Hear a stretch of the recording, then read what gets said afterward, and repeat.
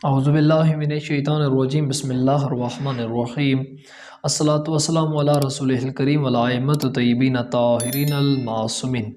مومنین اکرام، آج کی اس ویڈیو میں ہم یہ آپ کی خدمت میں بیان کریں گے کہ کن جانوروں کا جو پیشاب اور پاخانہ ہے وہ نجس ہے اور کن کا نجس نہیں ہے۔ یعنی اکثر اوقات یہ سوال بھی کیا جاتا ہے کہ گائے وغیرہ ہو گئی، بھینس ہو گئی، گھر میں بکریاں ہیں تو کیا ان کا گوبر وغیرہ جو ہے ان سے کیا کپڑے نجس ہو جاتے ہیں، یا ان کے پیشاب سے کیا کپڑے جو ہیں وہ نجس ہو جاتے ہیں، کیا پھر نماز پڑھ سکتے ہیں یا نہیں پڑھ سکتے؟ تو اسلام نے ایک فارمولہ بتایا ہے۔ سب سے پہلے تو خود انسان جو ہے اس کا پیشاب اور پاخانہ نجس ہے، اگرچہ انسان کا بچہ ایک ہی دن کا کیوں نہ ہو۔ تو اکثر اوقات یہ بھی کہا جاتا ہے کہ ابھی چھوٹا بچہ ہے، جب تک یہ دودھ پیتا ہے ماں کا، اس وقت تک اس کا پیشاب اور پخانہ نجس نہیں ہوتا۔ حالانکہ یہ بالکل ہی فضول بات ہے اور جھوٹ پر مبنی ہے۔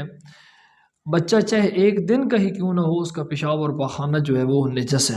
آگے اسلام نے فارمولہ دیا ہے، یہ نہیں کہا کہ فلاں جانور، اس طرح تو پھر نہیں بیان ہو سکتا۔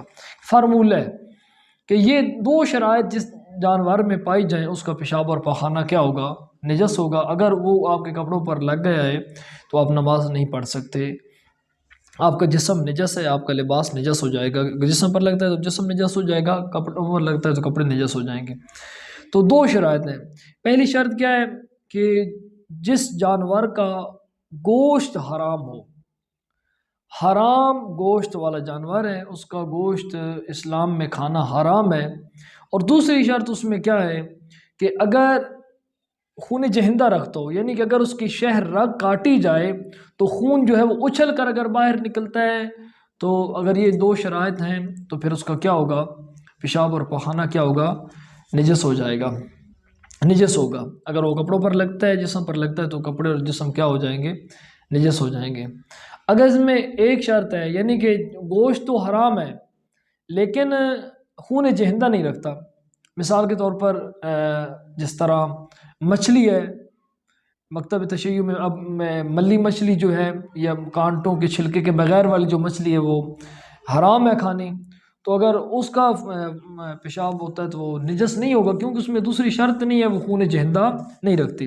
یا وہ جانور کہ جو گوشت ہی نہیں رکھتے یا جن کا گوشت حرام ہے وہ خون جہندہ نہیں رکھتے، یعنی مثال کے طور پر مچھر ہے، مکھی ہے، تو ان کا بھی جو فضلہ ہوتا ہے، آلائشیں ہوتی ہیں، وہ نجس نہیں ہوتی۔ لیکن اب جو حرام جانور ہیں جن کا گوشت حرام ہے اور وہ خون جہندہ نہیں رکھتے، بہتر ہے کہ ان کے پیشاب سے پرہیز کیا جائے۔ اسی طرح اب وہ پرندے ہیں جو حرام گوشت رکھتے ہیں، تو کیا ان کا جو فضلہ ہوتا ہے، پیشاب ہوتا ہے، وہ پاک ہے یا نجس ہے؟ تو اگرچہ بے شک ایک پرندے ہیں جو اڑتے ہیں ان کے وہ حرام ہی ہیں، ان کا گوشت کھانا حرام ہے، لیکن ان کا پیشاب اور فضلہ جو ہے وہ پاک ہوگا، کپڑوں کو نجس نہیں کرتا، لیکن ان سے پرہیز کرنا بہتر ہوگا۔